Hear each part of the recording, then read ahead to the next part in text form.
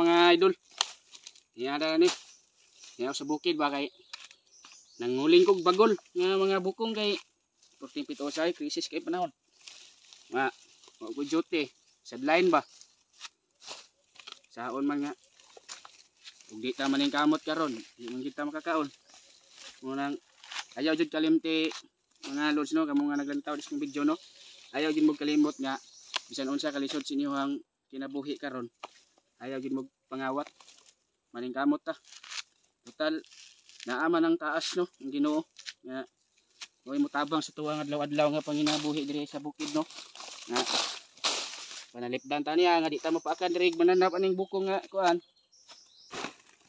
lods ubay-ubay yun akong nakuha oh kuning ulingon dayon palit na tani yung pila ka kilo nga bugas sudan dayon ginamos nga baligjis okay na kayo palihog ko ano nga nang saan baka nang follow like ug share sa video kay total na ko ang video tinarong mo na mga idol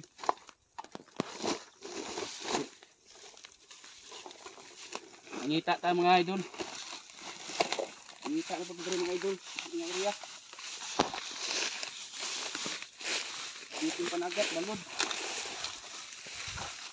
aman mga bukong diri mas unahan bay.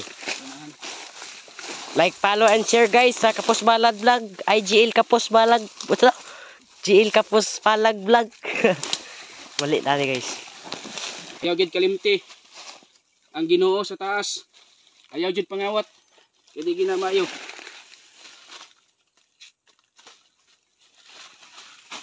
Mga idol. Muna mo kahimtang diri ron guys. Idol. Wa mig bukong dire para ulingon. Ina lang ni idol makapalit tag gatas.